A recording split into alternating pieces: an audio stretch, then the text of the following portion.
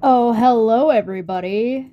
Oh, hoy, hoy. We're live. We're here. We're in. I've got Landon and Maanyaa with us. I'm very excited. We are on our second one of Debate Hub. Wow.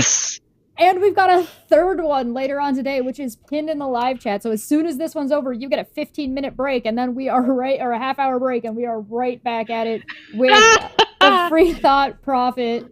And they're going to be talking a little bit about the Atheist Alliance International and some of their internal workings. That's going to be really fun. But today we are talking about everything you need to know about volcanoes. I cannot imagine there's going to be anything that is not covered. So if you have questions, make sure you @ me. If you'd like to support, there is links down below. And I want to say special thanks to Bent Hovind, no relation, for making us our lovely little stinger, which you're going to see a couple of times today. His Landon's got a whole ass presentation for us. Okay. Well, good morning, good afternoon, or good evening, depending on your time zone and latitude, from your friendly regional astronomer and planetary scientist. And I'm glad you're making this a habit there, Jess. People should get an idea that you actually have lots of good things going in your channel, and perhaps consider Patreon and all those other good things, clicking like and that kind of stuff. It's a good habit. Do the YouTube things. YouTube things. So we're gonna talk about volcanoes today. Various things. I'm gonna focus mostly on the Hawaiian volcano, but we'll talk about other volcanoes in particular. And I guess one of the things to consider on there. Am I screen sharing properly? Yeah, you're screen sharing properly. When we're ready, okay. Are you ready to switch over? Well, I can ready to switch over if you want. You can look at me later, and we can go back to live view when we're doing Q&A. Landon, you are not ready for this. Are you sitting down? You're sitting down, right? I am sitting down. Yes. Okay, everybody, watch this.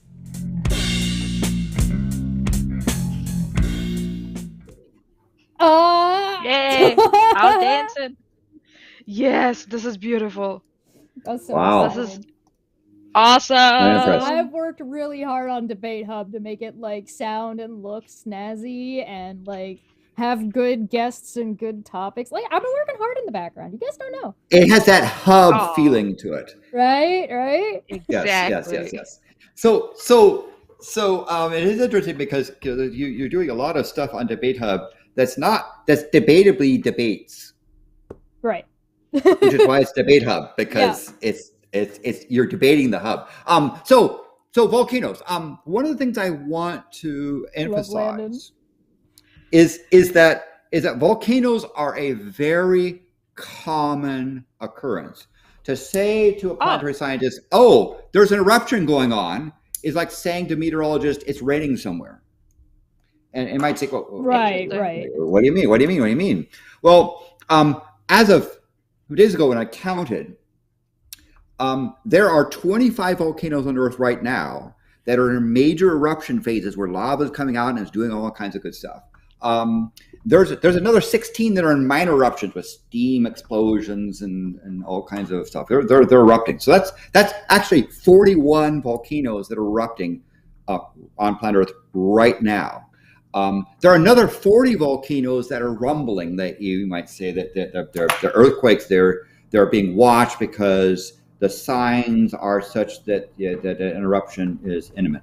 So I want to really emphasize again that Earth is a very wiggly, erupty, geologically active planet, and that means you have lots of planets. Now lots of volcanoes. Now this particular page, and it's round, it might be spinning, it might be changing and moving. So, yes.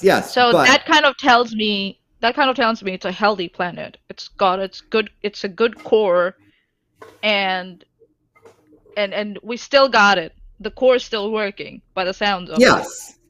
I mean, in terms of, yes, but of course there's consequences for people on the surface when these volcanoes erupt.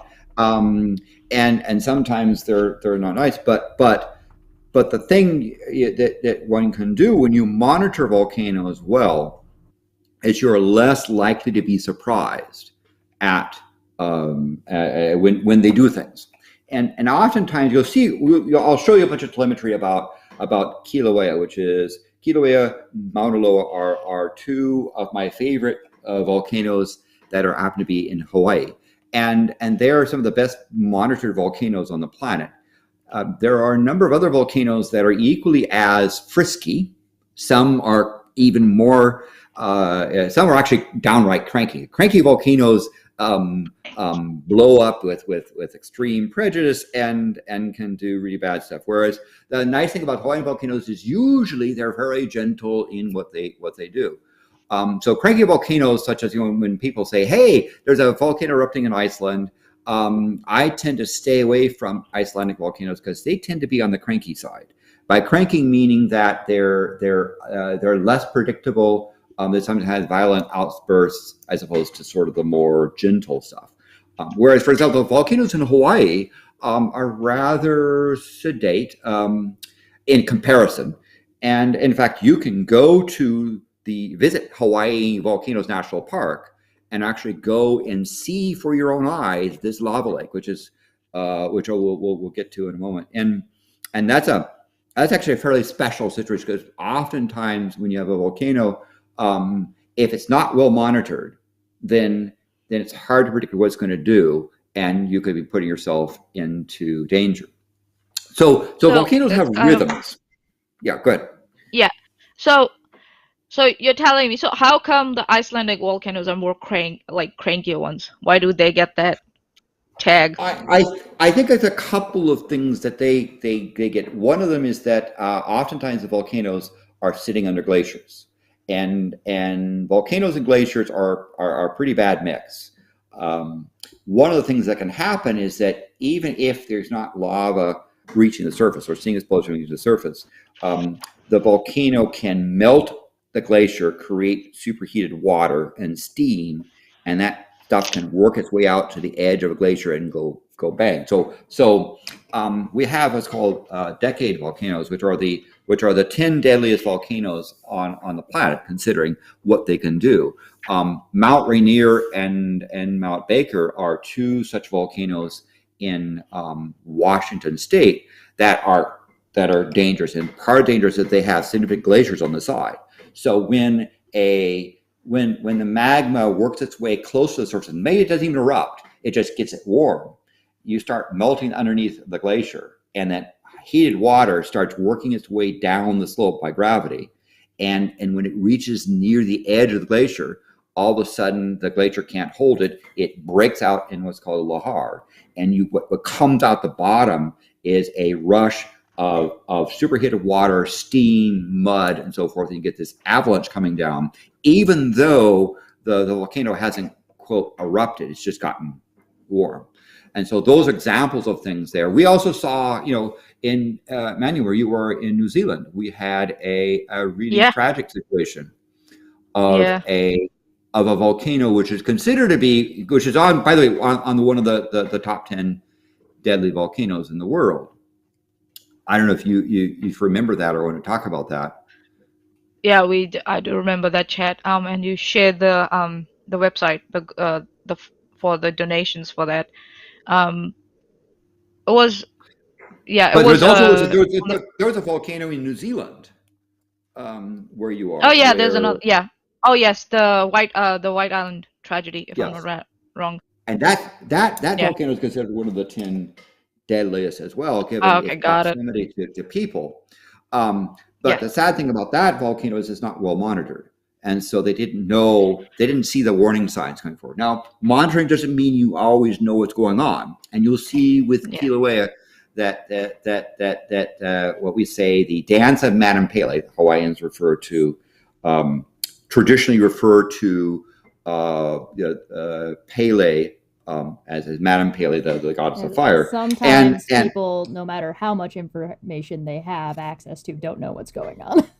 Yes, and so Madame Pele is very fond, as we say, of making fools of predictions. That being said, there's one thing about being able to exactly predict the weather, as in when will it start raining today, versus is it going to be raining or is it going to be bleeding hot? I mean, that predictions can get close, and if you have a volcano which is acting, which is showing signs of eruption, you can then take precautions. That's the sort of the central message. So what you see on the chart here, the red dots are volcanoes that are actively erupting under major eruption. So, for example, Maanyaa in Sicily is a one that is erupting nearly all the time. Stromboli is also a really nice thing called the Lighthouse of the Mediterranean. We're going to look over here at Kilauea for that, but you'll see all these red dots are volcanoes that are actively right now under major eruption. The orange dots are ones that are it's erupting, but it's minor. So you might have daily steam explosions coming up the top, stuff looking like this. And then the yellow ones are ones being watched because the patterns have changed and they're showing signs of erupting soon. Now, of those ones that get yellow, the average is maybe about half of them in a couple of years turn to orange or red. And depending on the volcano and its source, it might stay in eruptive phase for a long time, or it might go there for a couple of days and stop. It kind of depends on the volcano.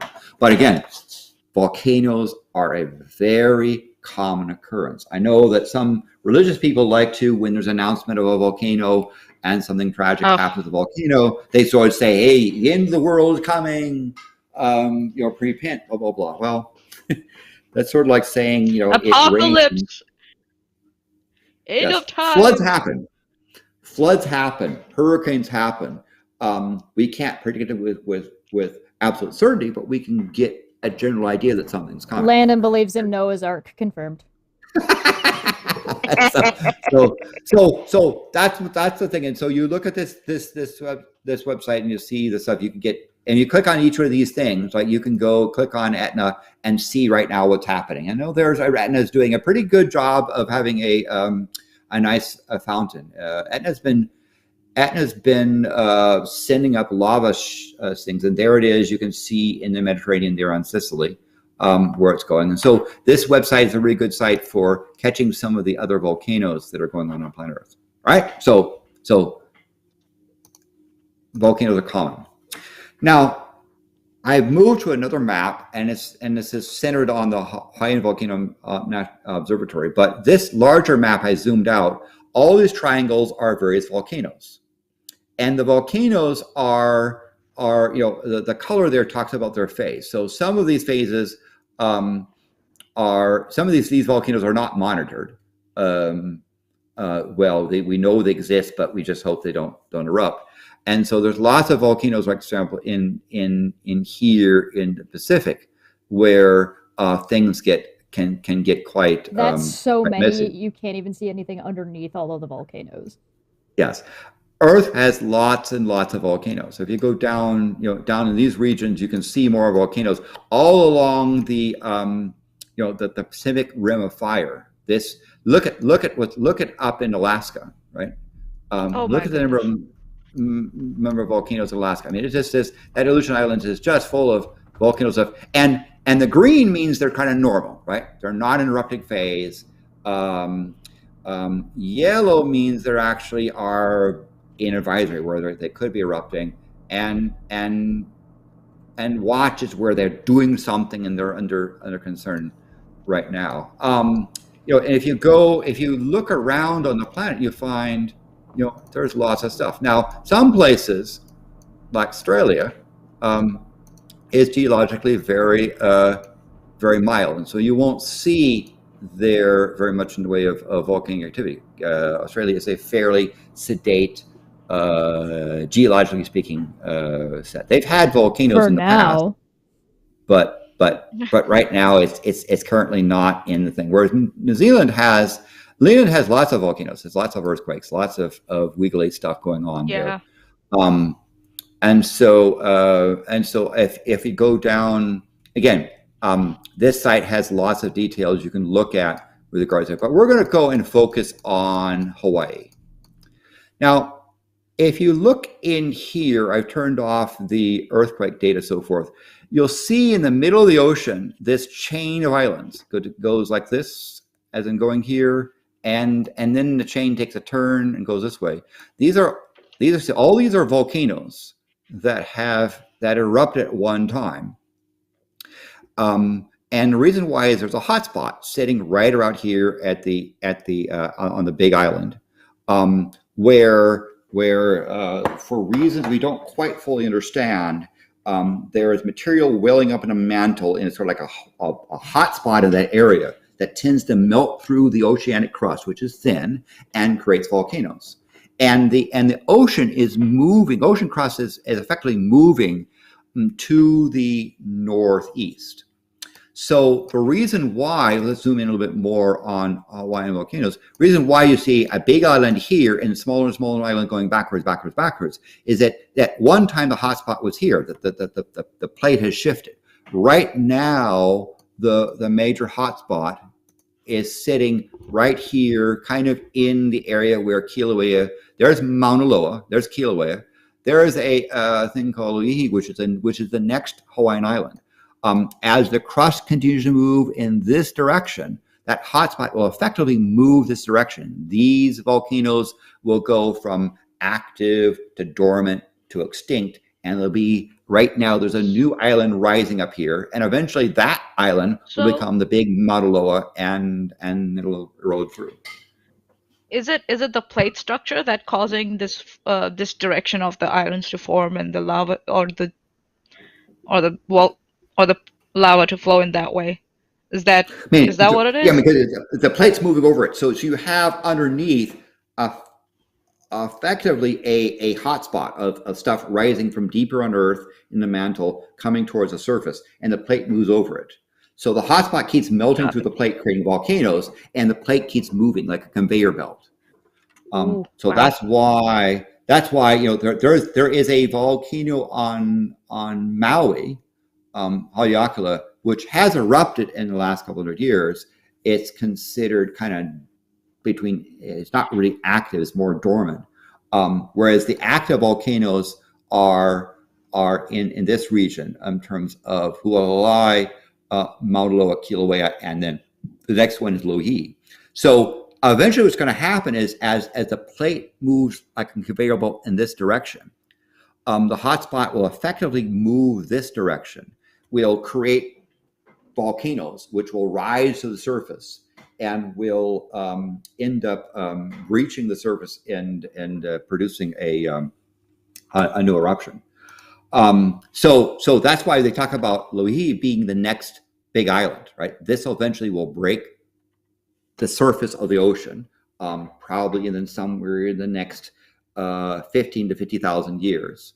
It'll eventually become the big island. Meanwhile, all the rain that goes in it will cut the island in half. And so if you look back at Maui is actually a collection of islands. This used to be the big island in one big chunk, and the erosion has eroded away. And you go back further into Oahu and so forth, it's even older, Kauai is even older, and then you get to see mounts of things that are not necessarily even above the ocean because they've been worn down. So that's kind of the general trend of what's going on here with these. This is such cool this is such a cool mapping tool. There's so much level detail just in the surrounding depiction of where there's island that is surface and also what is under, right? Yes. It's just so cool. Yes. So what I did is I turned off the markers of where the instruments are, cameras and so forth, and I focused just on earthquakes. And this is earthquakes in if we look at the set here, we're focusing on earthquakes in the last 2 to 4 weeks. So there's a lot of stuff, a lot of earthquakes in Hawaii. It's very, very That's wiggly. a lot. 399. Holy guacamole. Yeah. So if we go back to just the last 2 days, because that gets kind of busy, we see in here there's a bunch of earthquakes going on, right? And this has to do with various actions going on within set. There's been this region around here which has to do. These are by the way, the colors are showing. The colors show you the depth. So what we're showing here by color is how deep these earthquakes are. These are earthquakes that are around in their, I'm sorry, it's using silly units, but these units here are showing very deep earthquakes, and like 20 kilometers deep. 20 if you kilometers. go, yeah. So, but if we look up towards the summit of Kilauea, we see there's a lot of shallow earthquakes, particularly around where the eruption, which is right in here, is going on. But again, you see Mauna Loa, all kinds of earthquakes going on in this region, where it will show you again lots of data. So there's lots of data going on, lots of stuff going on within the volcano. They tend to be very actively in earthquakes. Size-wise, a lot of the earthquakes are fortunately for the local Hawaiians, relatively small. So let me put here. Relatively small. Interesting. In magnitude, right? So this is like, and so Okay. let me change the settings to show you things. I'm putting it in kilometers here, like that. I wonder why it's. Oh, this is showing in depth units. So what we're going to do is we're going to look at these things that show you the magnitude, right? And the yellow ones here are about magnitude 2. Here's a magnitude 3. Here's magnitude 4 stuff. So the larger, so a lot of these earthquakes are small enough that you'd have to be standing still just to notice a tiny little wiggle, right? You have to be paying real attention. It does have big earthquakes, right? There are big earthquakes that happen in Hawaii, and happen relatively frequently.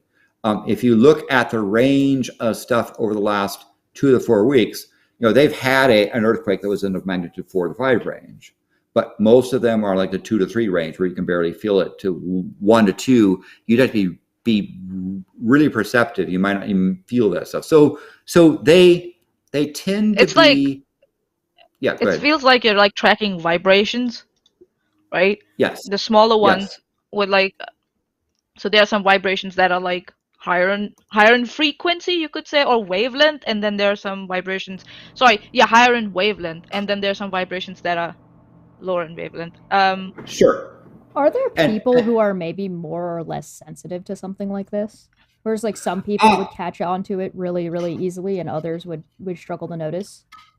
Part of it is where you are. I mean, if you're in a taller building, you might, and you're paying attention, you might notice the sway of the building. It also depends upon the earthquake. There's some earthquakes that are very long periods where there's a lot of energy going, but it happens over several hours. And so you're only going to notice that in an instrument. But Whereas the ones that have the sharp crack, pops, those jolts, you can get there. Well, it makes me think of like how people who lived in this area hundreds of years ago might have viewed something like this, where if there was somebody who was more sensitive to it than others, that person might be treated like they were crazy because nobody else noticed what was going on, or they just might have felt like they were crazy because they can't measure this, they don't know what it is, or even times before that, even a larger one where there would be all this activity and nobody would know what the hell any of it was. Sure.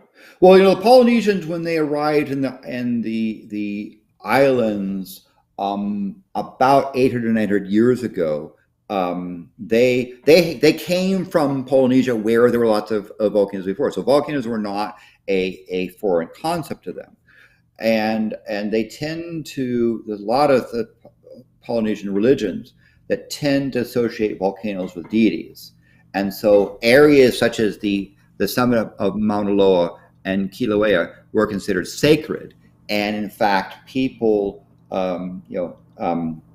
went there with care, oftentimes with religious purposes, as opposed to just casually going up there as we do today. And even today, traditionally, there are Hawaiians that, out of tradition, will take mementos, things from their village, and there might be pieces of pottery. There might be a bone fragment of a relative. They might be something, wrap them in tea leaf and bring it to Kilauea as part of an offering. And you ask them, they say, yeah, we know it's a volcano, but this is what we do. And in fact, one guy, it's a tradition that they enjoy, and it's part of their culture. And if they're not using it to hurt anybody, no problem. Yeah. No. And in fact, also, it's fun. Go ahead. Yeah. Sorry. I'm just coming from an experience. I attended a lecture from one of the local professors here in New Zealand. So their job is so they are Maori by descendant, and they know Maori and everything. So their job was to study areas, where natural disasters have been reported in the past. And what they would do is they would go and talk to locals, and they would explain how they have named certain phenomenon in their own what do you say, history, or in their own lore. I think so that would be a better word. I can't find another word for it for some reason. My brain got brr.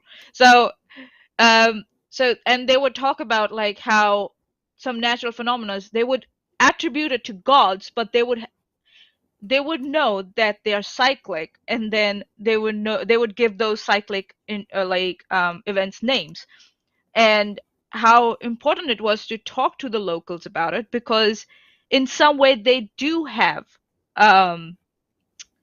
monitored these events. They may not know where they're coming from, but they kind of know they happen on this cycle yearly, 5 years or 10 years or something like that, and it kind of helps to develop that local geographical area, especially if you have to build dams and all reservoirs and all that stuff.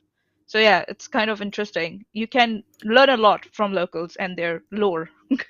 Yeah, and when I work in Hawaii at the Volcano Observatory, one of the things I often do is local outreach. One of the things that's very successful about the Hawaiian Volcano Observatory is they have a very strong connection with the local community. One of the things we always say right off the bat is we're not going to tell you whether to stay or go. We are instead monitoring the volcanoes, providing the data, and the data you'll see is all public data that you can look at, and you can make a decision about yourself and your families. And that we also do that recognizing, again, being respectful of the culture. Now, I remember one guy said, I remember the guy that used to, oftentimes when you're there at the volcano setting up instruments and they kind of get to know you're there as a visitor, they'll talk with you. And remember the one guy saying, I know it's a volcano, and all that stuff, but you guys have your tooth fairy and your Easter bunny. We have our Madame Pele. This is what we do. Now, one nice thing about that is they bring to her, because Hale Ma'u is a place we're going to look at in detail. Interruption it's called the House of Ferns, and it's sort of it's one of her houses that she's supposed to, and she's being nice, she's supposed to stay. But when she starts wandering around, that's when things start happening. They have a legend that her sister, the goddess of the sea, and her are in love with a volcano, a deity, a dude, and they were in love with the same person, and they have a rivalry. The two sisters, they don't like each other, and so Madame Pele will throw her children, hot rocks, lava, into the ocean, and the ocean, the goddess of the sea, will have these tsunamis or waves coming back up from the other side, and they go back and forth. They get kind of, You keep the children. I don't want them. They're yours. You made them. Yeah, and don't tell me, because he's my man, not your man. And so there's a lot of what local Hawaiians do in the hula dance, which is involving trying to get the two sisters to be calm and to just stay where they are, and everything's fine, and trying to mellow out and not get overexcited, right? It's sort of like trying to tell them, like, you do realize you're fighting over one guy, right? Yeah. Kind of nah, sorry, my bad. No, but it's sisters. I mean, I guess it's sisters. Those things that sisters do. So they'd be arguing anyway. The man is just an excuse. Yes. So we, and then, by the way, also when they bring these offerings there, they often will bring things in tea leaves and set it there. They'll also bring other offerings, spirits as well. And one of the things in particular that they will do is they don't just sit there and it's not like you say, here's a lava pit and have a the so-called virgin sacrifice. That doesn't happen. That's a I don't know. That's probably missionaries. Probably what that is. But they do bring offerings there, and one of the things that the current tradition is that you sample the offerings to show Pele that it is good, right? And so Jack Daniels used to be one of the Pele's preferred spirits.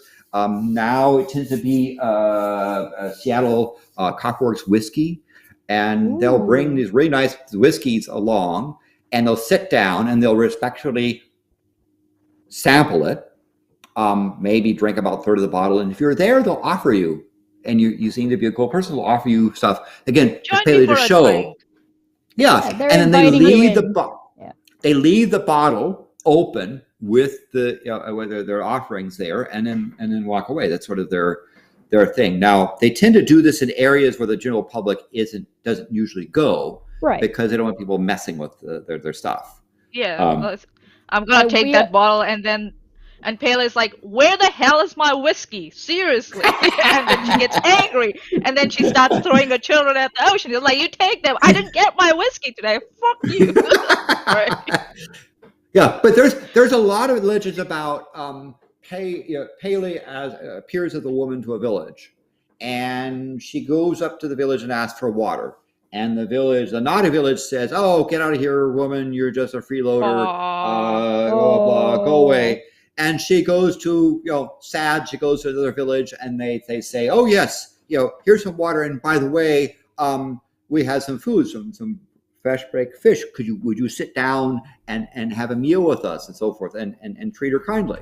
And then, of course, that legend is that then there's an eruption, and the lava goes and wipes out the bad village and goes around the good village. It's a sort of the thing. These are things that children are taught, and it's part of the ethos of Hawaiian of the island Polynesian hospitality. Right. In particular, if they feed you, you are now under their protection. You are now. That's what it's like at my house. I do the same thing. If I feed you, it means I like you. If you come you like me. If you come and stay with me and I don't make or give you some kind of food, barring some kind of existential problem, it means I don't like you and go away. Yes. We have in Indian culture also we have this saying which we say Atiti Deva Bhava, which means guests are gods, basically. Right. So you don't mess with your guests, and you treat them nicely, whatever the circumstances. Hey, that's kind of the philosophy of this whole debate hub thing. It's listen, you don't have to agree with people to treat them fairly. Nice. Yes. And it's a thing where. So that's a thing about the island hospitality. Now, there is, on the other hand, another aspect of that, which is that's what they do for visitors. Right. If you, on the other hand, choose to live there, then they say, okay, now some rules apply, right? Because the visitors might be forgiven for not understanding certain things, right? And they might tolerate visitor behavior. But if you choose to live there, you see the other side of Polynesia, which is you better shape up, you better do things right, and some of them are fairly serious about these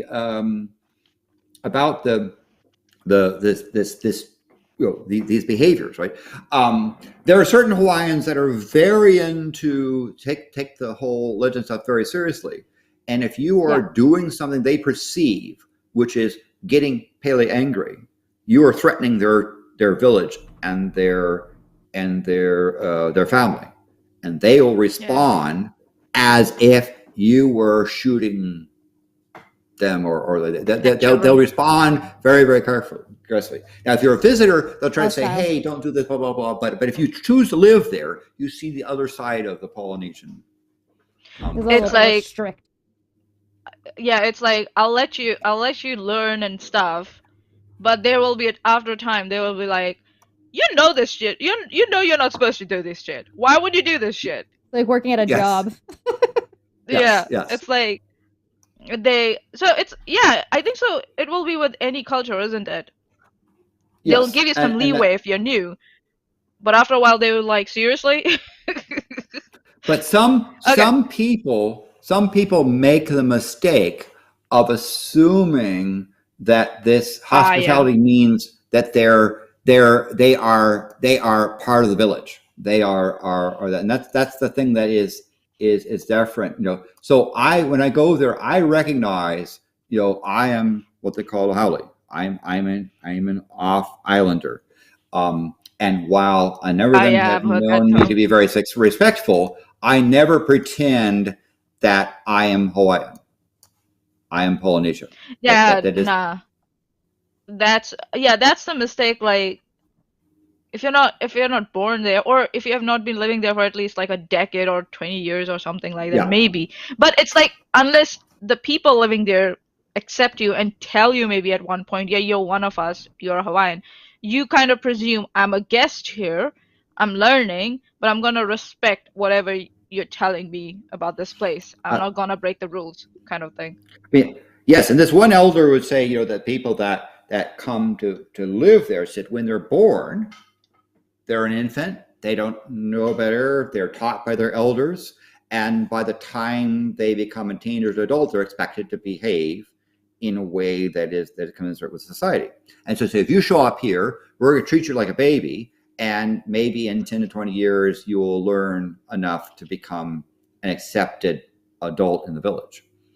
Now, that being Yeah. said, Maybe. a lot of things, a lot of stuff is going around is in that the Hawaiians who are willing to converse with you, and most of them are. I mentioned there are some who have gone full native, you'll never hear them speak a word of English if they even know that. They don't even recognize the United States. They're just full native stuff. That's sort of one fringe group. There's another extreme on the other side there, but most of the thing in the middle are people that are very knowledgeable about their area, very curious, very interested, and they ask really great questions. So you have to be, when you're going into these areas where you want to install an instrument or you work talking to a village, you have to be on your game. You have to know your stuff. You have to, and because they can ask them some very sophisticated questions, and they're looking at the same data. And one of the things in particular you'll find is that when a volcano like Kilauea starts pouring out lava there, you'll find that the telemetry, the data you're going to see, has told us this stuff was coming, and the natives have left. They've already left. It's only the vacation timeshare silly people that stick around in front of stuff. No. So they're again. I don't want to paint them as being primitive, superstitious people. They're actually quite knowledgeable about this data, and will show you stuff. Sometimes we'll say, "Hey, did you notice this blah blah blah happening?" I am such a big fan of not imposing on people, but giving them the information. It's like, listen, I'm going to educate you. I'm going to give you the information you need, so that way you can interpret the data in a way that is conducive with reality, and then you're independent. You're your own person. You can make whatever decision you want. If you need these resources, we're going to make these resources available. So if you need to get off the island, this exists. However, it's entirely up to you about what you want to do with your life. Yeah. And it's interesting, by the way, that those people who've had property where the lava has wiped it out, but they've left well ahead of time. In the culture, those people are considered quite favored. That is, they were a good enough person to do the right number of things that the volcano god spared them, and in fact, they're seen as being actually quite high, having a high honor in their society. And people will say to somebody, "Hey, I know your house been wiped out. Please come and live in our back lot," because there tend to be good luck. They've shown by their not being wiped out of the volcano that they're good people, and that's the kind of people you want around in your village. you're recognized by the company you keep. Yes. So it is interesting. Now, if you look at this map again, and we'll flip over to talking more about. We'll get to some lava eventually. Don't worry. I'm showing you right now. You'll see that the legend here. If you see this legend showing of the colors of the depths in here, and you see that that there's a lot of interest about this earthquake score. These are very deep earthquakes. In the 20-kilometer range, deep there, but there's a lot of them. And so there's a lot of people that have questions about this, and we put a lot of monitoring here to understand what's going on. These are stuff where the magma is moving up up and closer to the surface, and you're seeing the stresses of that magma motion, even though it's erupting over here at Kilauea. So they actually asked a lot of questions about some of these earthquakes offshore, so forth, again to try to understand what's happening. Now, the Big Island of Hawaii consists of 5 volcanoes, right? And here's a map showing you the general area of where it is. We're going to focus on Kilauea, but Mauna Loa is kind of the big the big island. It is most of the Big Island. In fact, you see in terms of size, it's enormous. It's the largest volcano that's above the that's above the ocean in the world, and this is massive. I mean, if you look at the set, you'll see that the volcano doesn't stop at the edge of the ocean. It goes down quite deep into the ocean. This volcano actually extends all the way around into this region. It's a fairly large volcano, and if you look at the area, I mean, the land area is around over 5,000 square kilometers. It's about 120 kilometers by 75 kilometers in size. But the height of this mountain is enormous, right? Realize the fact that the even though it's around the altitude is around about 4,000 meters, there's another 5,000 meters or more that goes into the ocean, right? So from the bottom of the ocean, where the base of the mountain is up at the top, is actually over 9,000 meters, taller than Everest is above the sea level. And the other thing you will realize is that the mass of this mountain is so great that it's pushed the Earth's crust down, and it's pushed itself into the crust. And there's another there's another 8 kilometers where it has sunk itself into the crust because of the sheer weight of this thing. So when you what look kind of effect does that have on the local sea life?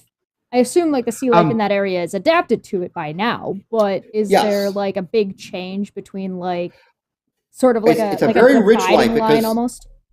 Because volcanic soil, volcanic things are full of all kinds of minerals, and so the sea life around it is abundant and rich. Now, where lava is pouring, when lava pours into the sea and the sea is boiling, it's kind of bad for those fish that get too near. But in general, these islands are extremely rich in minerals and in things, so that the plant animal life there is extraordinary.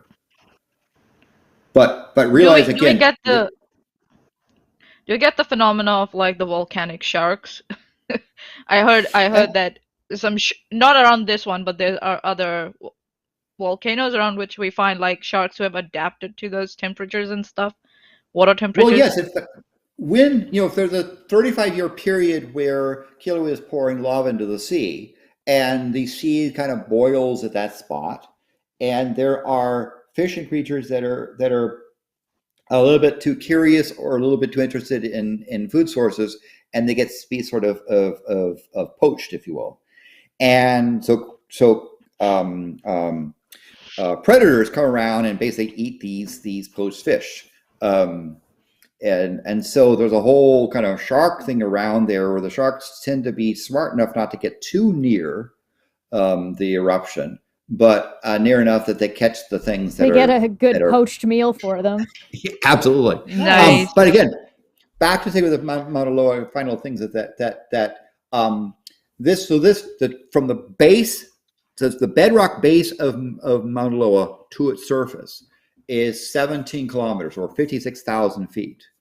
And wow. the mass of it is, the mass of this mountain is enormous. The other thing to consider is that the Mauna Loa has been only erupting for only 700,000 years.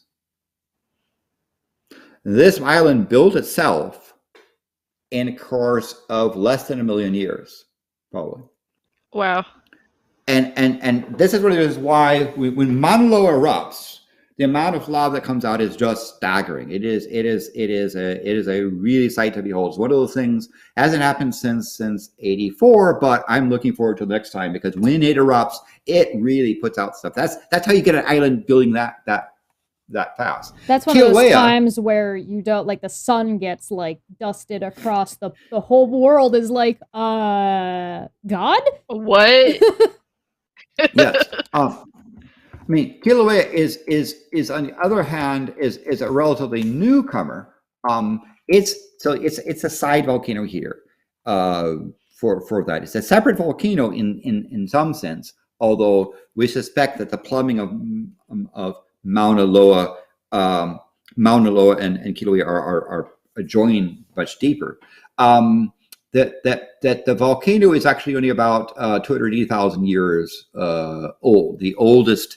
It probably started maybe at around 300,000 to 400,000 years ago as a sub-volcanic, sub-ocean volcano, and broke the surface, and it's relatively new. So eventually Kilauea will become the new Mauna Loa, and here's Kilauea there, and then Lo'i will become the new Kilauea, and then erosion will probably cut these two. Mauna Kea, Mauna Loa will be cut into two separate islands.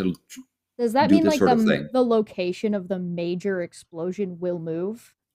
Yes, and so the hotspot is moving this direction. Again, if you look back at the island chain, you'll see that this island chain, as you go backwards in time, where the hotspot was, you're seeing other volcanoes that erupted, and so you get into the several million years ago the hotspot was here, and now it's here. And the hotspot's slowly moving. So in our lifetime, it's basically in this general region. And again, hotspot is not one spot, right? There's not one giant spot. It's a hotspot that covers this region, this area. Now, out of curiosity, just because I know this is your presentation, I want to know: do you want to get questions and then next portion of? Sure. Yes. Or do you want to just wait to the end? Okay. So I'm gonna switch us over so you won't be screen sharing, if that works for you. That's fine. Alrighty. Right. Ooh. I love this thing so much. I'm so happy. Yeah, this is perfect. All right. So we got questions on general volcanoes before going into what is Kilauea doing right now. Vulnerable said, I hope he answers why Indonesia has such explosive eruptions. Indonesia's on the Pacific Rim of Fire. It is places where plate tectonics, plates are there are plate boundaries, and so when you look at here's like Papua New Guinea, and here's earthquakes, right? Here's earthquakes in there. It is geologically active because in fact. You see this is a Pacific plate versus the Australian plate and Asian plate. Is all these dots you see, all these earthquakes, and this is over the last 2 weeks are where the boundaries get together. So different than Hawaii, which is a hotspot. There's a hotspot here. This is a case where plate boundaries are either breaking apart or smashing together and causing earthquakes and volcanic activity. And you can see, New Zealand is right there as part of this crack stuff. And so New Zealand has lots of wiggles. It's a very wiggly place. And lots of earthquakes. Again, this is part of the boundary of stuff. And if you were to continue going down, there's New Zealand and here's Tonga and that region there, that big volcano that occurred. This is all part of those plate tectonic boundaries. If you keep going down, you'll go into Antarctica, and you'll go across Antarctica up to Transantarctic Mountains and go up through the Andes again. All this region around here if I let the dots there, you'll see essentially just lots and lots of earthquakes, again, at these plate tectonic boundaries. And Indonesia has lots of plate tectonic boundaries there. Go back to the spot. Indonesia, Philippines, Papua New Guinea, So Tonga, just like sitting all on those the regions. edge of two plates. Yeah. Another question we got from Smitty that says, will you address the climate change denial talking points that volcanoes are causing global warming rather than humans? Well, Maanya's like, no. Why would we talk about that? What we see from volcanic activity in general is that when you have a major volcanic eruption, such as the one in Tonga, such as the one that happened in the Philippines, I mean, I talk about things that are high on the index, not something like Kilauea, which is relatively mild. There's lots of material gets put in the atmosphere. You get a temporary cooling effect for a year to a couple of years afterwards, and then it resumes. So it's sort of like saying, you know,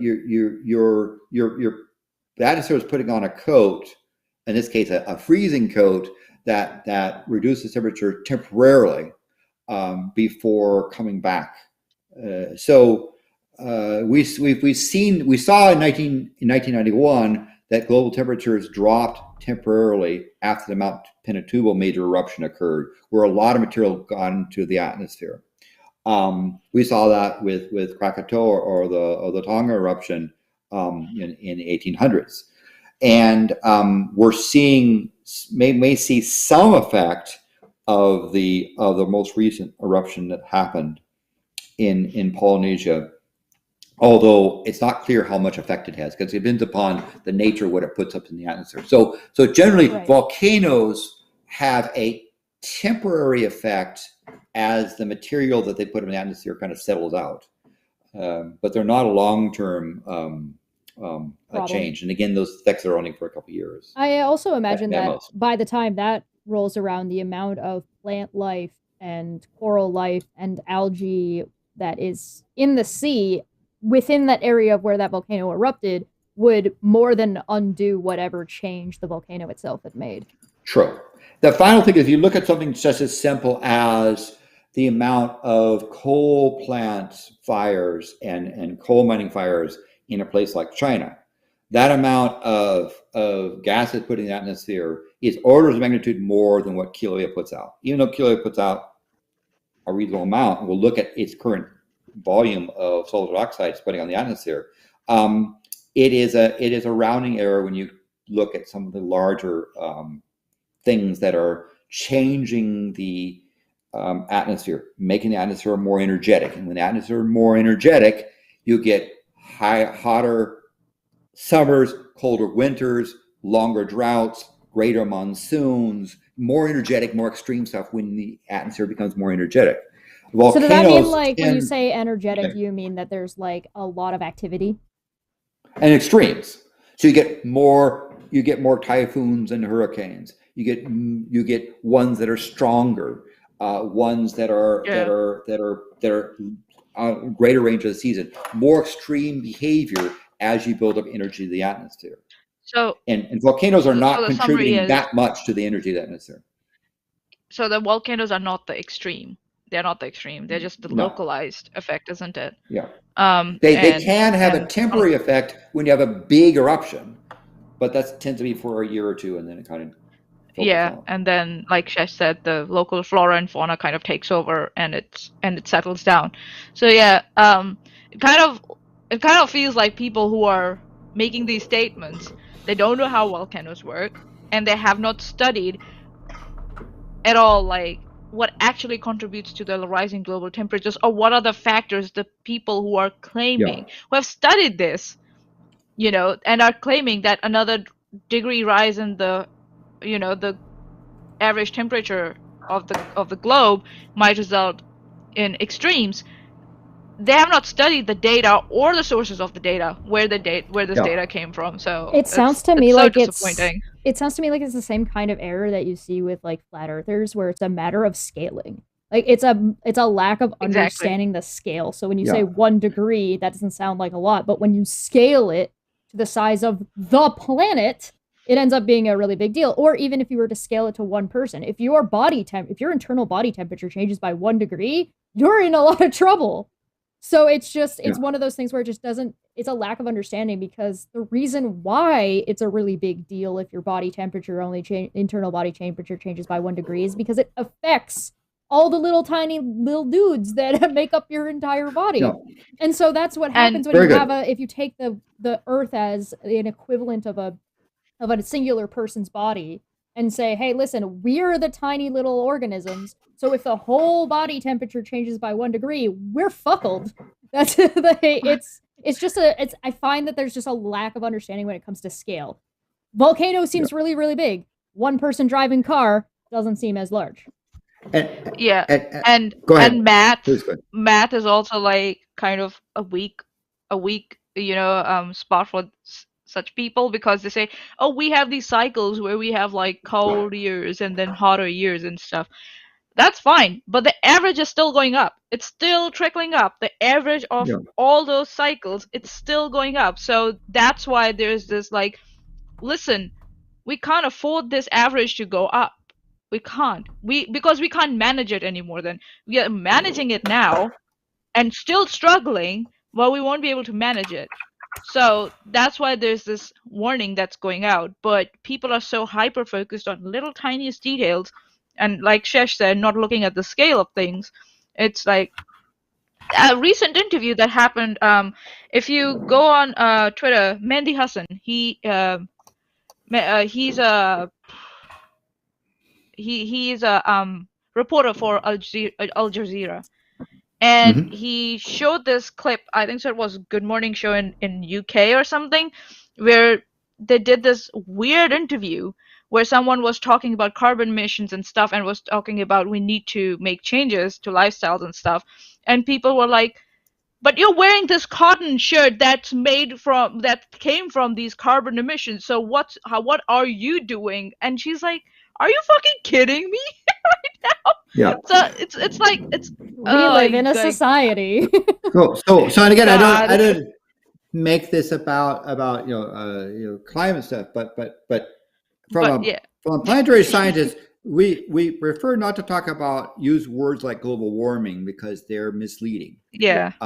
Making the atmosphere more energetic creates more extremes. Some of those extremes come in the form of trapping heat. So you get overall average temperatures going up, and it might not seem much, but again, those overall average changes can be. But understand that when you have a more energetic atmosphere, you'll get colder colds. So, for example, we had recently we broke the all-time world record high authentic high temperature in Death Valley. It reached 57.2 Celsius. Which is 135 Fahrenheit, and that's a new all-time for the Americans record. in there in the live chat. In a previous season, we had a record low temperature recorded in Antarctica of minus 93 Celsius. That's minus 135 Fahrenheit. And so you say, well, how can it happen? How can you have? And some people say, well, what about global warming? Because look, we had a record low temperature in Antarctica, and by 93 Celsius is effing cold. Whoa. Yes, that is what I would call an extreme. Yeah, but this is back to saying what's happening is that when the atmosphere is more energetic, you'll get these more extremes. You'll get a drought that will last longer and deeper and harder. You'll get more typhoons with more intensity over a longer period of time. You'll get more tornadoes and tornado areas with greater intensity. We had a extreme case right now, unheard of a fairly significant tornado event occurred up in all places in Canada, up in Ottawa area where it was like people said, WTF? What? What is this? Where the hell did you come from? Did you lose your mind? And I hope you didn't. I hope Cheshire weren't affected in that region. But I know that it was a fairly. But these are examples of stuff when the atmosphere gets more energetic. I live in a pretty stable area. Why is the atmosphere getting more energetic? One of the key methods is that that energy from the sun is reaching the surface and not being allowed to radiate out into spaces effectively, because greenhouse gases like carbon dioxide, methane, and so forth reflect infrared. So instead of at night the Earth's surface cooling, it gets absorbed in the atmosphere, and you retain the energy in the atmosphere. Come on, which guys, then does extreme things. We knew this 30 years ago, plus 50 years ago in some cases. Come on. I have one last question from Letty. I have a question. Yes. All right. Maanyaa, you want to go first, or you want to make... Letty's about to change the topic just slightly, so do you want to go first, Maanyaa? Okay, so I'm just gonna talk about something. I don't know. I think so. Landon must have heard about it. The HARP program. Do you know about that? The High Frequency Active Auroral Research Program. Mm-hmm. So there have been rumors that this program is causing problems in the atmosphere. Can you talk about a little bit, shed a light on it? How it's not given the scale and everything and all that shit. It's probably, again, it's not. Yeah, this is not It's a conspiracy theory, isn't it? This is like somebody peeing in the ocean and saying that's the cause of sea level rise, right? It's there. I do want to put out on a graph if you have a moment to flip over to screen sharing again. This has to do with Mauna Loa and our last thing. Shash, come back. Shash. I can wait. We can wait. I can ask Little Luma's question from the live chat if you want. So, okay, please go ahead. So they're saying, Landon, how do geysers relate? Sorry, and can a geyser transform into its own volcano, or are they usually fed energy by a caldera or something else? For example, Yellowstone. Geysers are typically where water works its way down deeper in the rocks and reaches near magma, right? Underground hot rocks to liquid rocks. It gets near there, boils, and comes back up. So geysers are a presence where you have a lot of surface water percolating down, hitting hot rocks that are heated by volcanic activity usually. I love how you guys immediately just jumped to literally the next thing I was about to ask about. So yes, geysers. I read the geysers are an effect, and Yellowstone Basin, for example, is a case where the Yellowstone River is able to supply lots of surface water into a region where there's volcanic activity. But again, if I might say, don't be sort of fooled by the so-called History Channel's hype week about volcanoes and supervolcano stuff. Yellowstone is not going to erupt anytime soon. It's not even close to erupting. They're an entertainment center, not an education center. Yeah.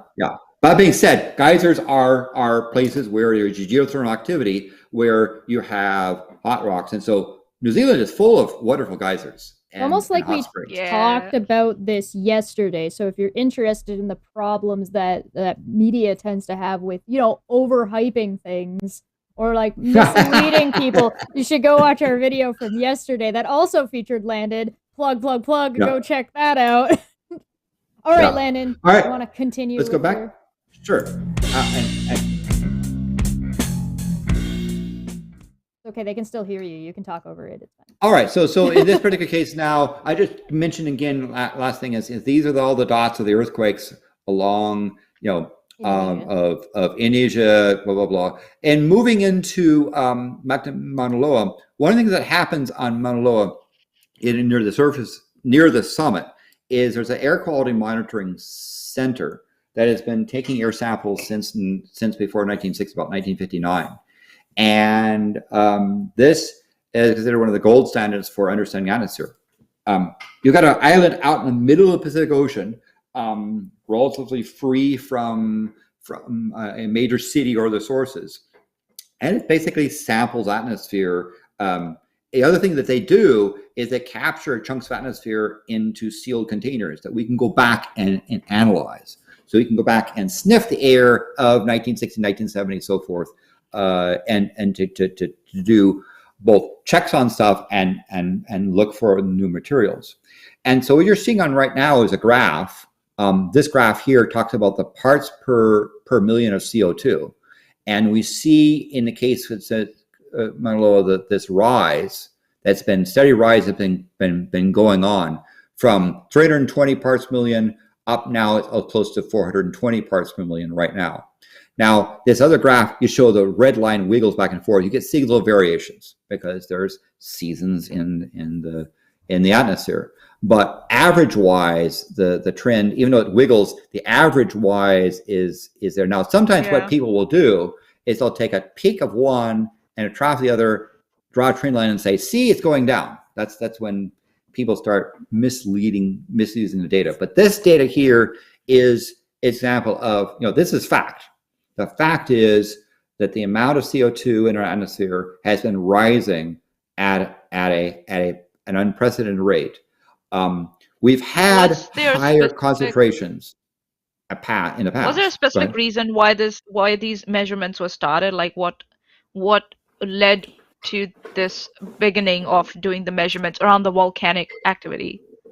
Like people wanted to CO2. know what the atmosphere consists of, and they were trying to what's air, and doing so in a place around near a city, you get contaminated by what the city's doing.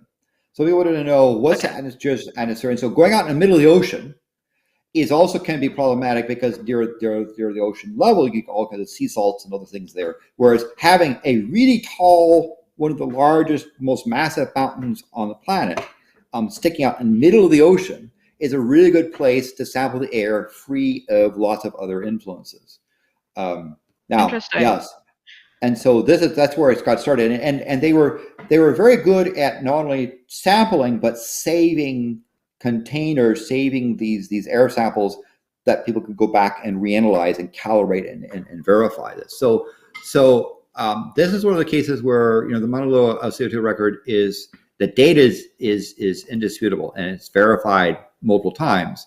When you look at ice cores going back in, let's say, drilling into Greenland or drilling into Antarctica, we do find periods of time where the Earth has had higher CO2 concentrations. The problem, of course, is those had extreme things relating to ice ages and other sort of stuff. So what's different is that when you look at the trend of CO2 since the industrial era, you find a really sharp spike, not a gradual up and down stuff with geologic processes, but a really sharp spike. And this is just one of the data. So Mauna Loa features in the whole area about monitoring what the climate's doing. Let's go move on. I'm going to focus on Kilauea and the summit. So here's a map. There was a reason why we focused on Hawaii, by the way. Yeah. And we do a lot of work on I do a lot of work with this area. This is the summit of Kilauea, and in this particular pit here, the colors pit is called Haole Ma'u, which is Hawaiian thing for the House of Ferns. It's the place. It's one of the places where when Madame Pele is behaving well, she sort of stays there. She sometimes, as they say, goes up to the summit of Mauna Loa. Sometimes she kind of goes back and forth. She has multiple homes, but this is the area at the top. Now, this is also she's got real estate. Yes, of the national park. And so you see, here's this part here. I don't know if the thing. So this sort of studying area here shows you the south end of the Big Island, and this is where the Volcano National Park is located. And this is an area here. It's a summit of Kilauea where if you fly into Hilo, Hawaii, it's about a 40, and you get a rental car there at the Hilo airport. It's about a 40-minute drive up to the park entrance right here. They have a nice visitor center here. There is a place called Volcano House, a lodge you can stay. There are some overlooks where you can go to these spots and actually look down into the active lava pit. And this is, again, one of those places where, because of the nature of the Hawaiian volcanoes being mostly basalt. They're low sulfur. They're not the thick, pasty lavas you get in the continent. They also are very high temperature, so they're free flowing. They don't get congealed and pasty and so forth. They're fairly free flowing, high temperature stuff, and so they tend to be gentle. And so your ability to get within a kilometer of an active vent is something quite unusual on planet Earth. Cranky volcanoes, you don't want to be this close unless you really know what you're doing and you really have a good thing. Now, yes, I was to the southwest of Mount St. Helens when it erupted on purpose at a spot that was protected to measure what was happening. But those are really special cases. This is special in that you, as a general visitor, can go and visit the national park. It's like a $20 entrance fee that gives you coming and going for a full week. You can stay. There's hotels in Volcano Village you can stay at outside the park. Easy drive. It is also nice to come there at night and look down into the lava pit at night. I'll explain more why you want to often see it at night, but it is a place to go and see. I would really encourage you to go and see. If you want to see actually lava and erupting stuff, it's a very, very cool spot. Couple of things. YouTube Surgeon General just shouts out that he loves you, and then also shouts out that I love it when Landon is on. I always learn something new and fun. Yay! Thank you. Nice. Yay, Now, keep learning. Wait, yeah. So do you see this big giant pit, this drop down area, this what they call the drop down block, this spot that fell down? Well, so Kilauea had an eruption that started in January 4th, 1984, and lasted for 35 and a half years. And it put out lots of lava. So if you look at this inset over here, this little spot, you see here's the summit of Kilauea, and you see these two dark lines. These are called the spines of the shield volcano. There's a fault lines where magma tends to move down and come out and spill out. One of the places was a place called Pu'u'o'o, where for 35 years the magma would come up here to central vent, come up, but then go into basically a pipe, if you will, a crack, travel down here, and then spill out to the side. And so it spent a lot of time putting lava out here. And you could go there when the Pu'u'o'o eruption was going. You can come back 6 months, look at the thing, and you'll see the coastline changes. Right? It put out over 4.5 cubic kilometers of lava in that 35 and a half years. That's over a cubic mile of lava. Is that about a mega? Is that about a mega pint of lava? That's several mega pints probably. It is about definitely as much lava as Johnny Depp is able to drink. Yeah, allegedly. Allegedly. Now, towards the end of that eruption, in 2018, there was a big shift, bunch of fairly big earthquakes, and the magma surged down to the very end of the island, and came out here, and over a period of about 4 months, nearly a cubic kilometer or over a cubic kilometer of lava came out and poured out in this spot. You might have seen pictures of homes being destroyed and all this sort of destruction happening. Again, the native Hawaiians are paying attention to telemetry, had long since moved out. It was a bunch of vacation homes that were, well, I should say some Hawaiians say they're kind of the source of those haoles that come in, have a big drunken fest and litter the place and trash the place, and the fact that Pele wiped them out. There's some of the Hawaiians that say, yeah, good on you, madam, or that sort of thing. How dare you be disrespectful? You don't drink. You don't drink in the presence of madam. Only she drinks. There was a hotel that they put down here next to the park edge, right at this spot, that the volcano wiped out. And a little bit of hubris because of again, it was places where Hawaiians say this is natural place, it's sacred, it's special. Don't pollute it with a bunch of craft. So, but that being said, it depends upon who you talk to, whether it's a tragedy or was a house cleaning. Nevertheless, in a very short amount of time, a cubic kilometer of could be both, of magma, which is sitting at a chamber under this spot here in the thing, moved down and spilled out at the edge. And then it stopped. And that rapid motion caused the top of the summit to weaken and fall in.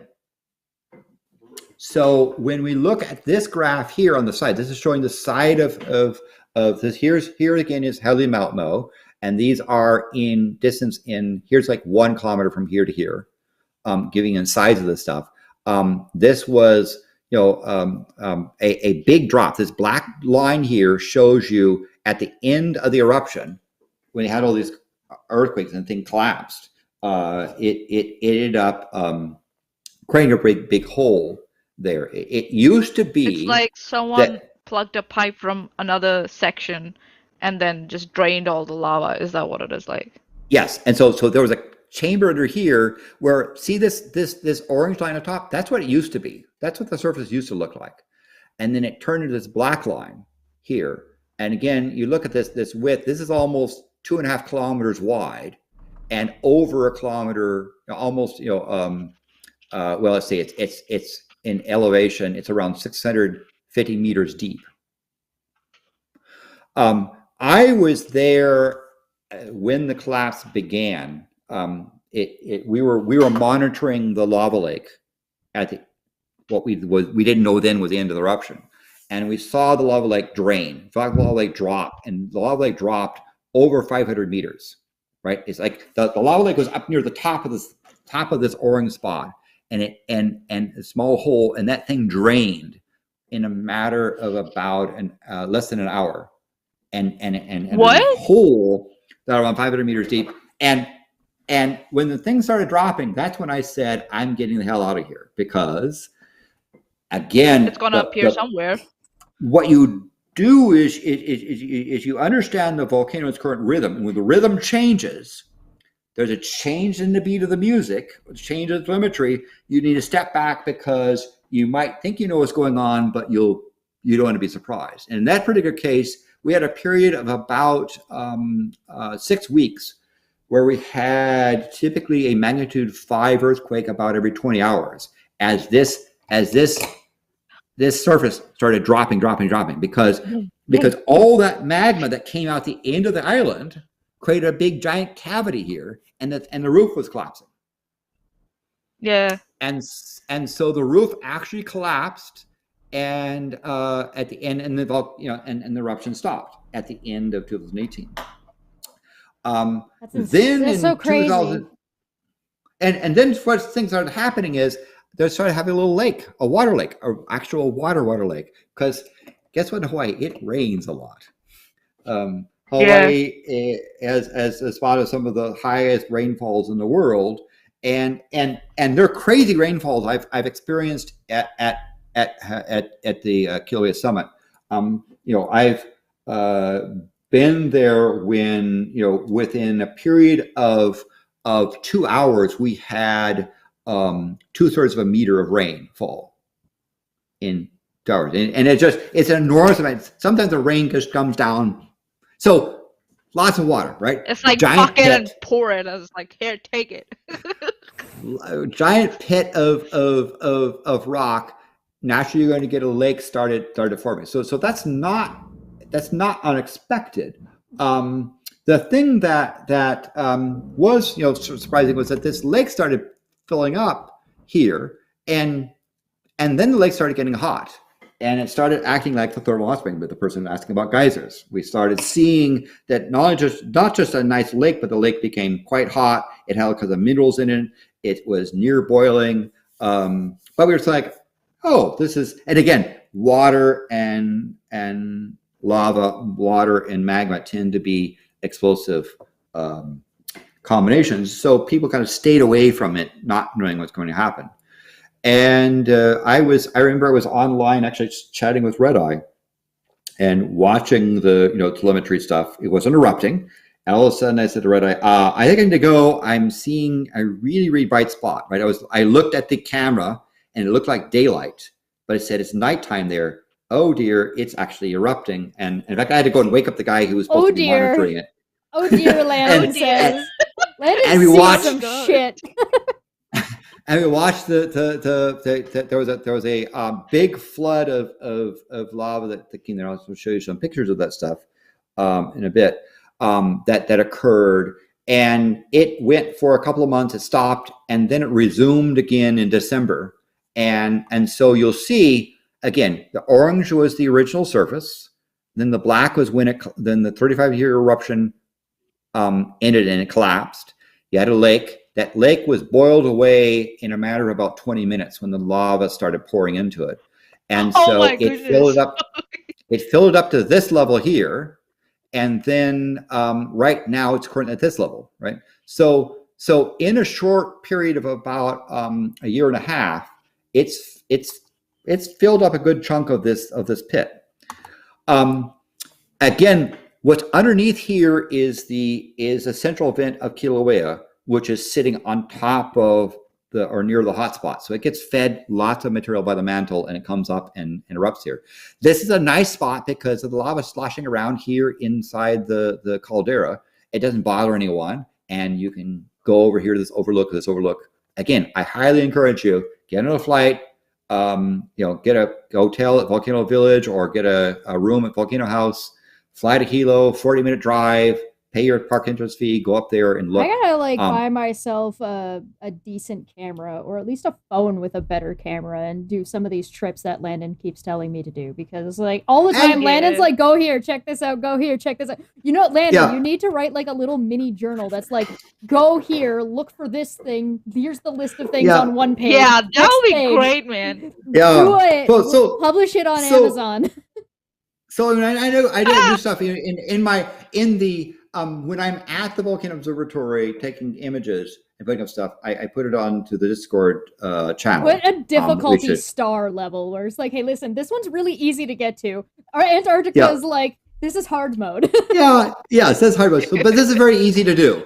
And the reason why you want to stay overnight is that, particularly in the evening at night, the lava when it's erupting and flowing, it's actually quite there. Now, I will point out here, right now we're going to look at some pictures of lava. This red spot is where sort of some of the active flow is inside this thing. This colored area is a lava lake.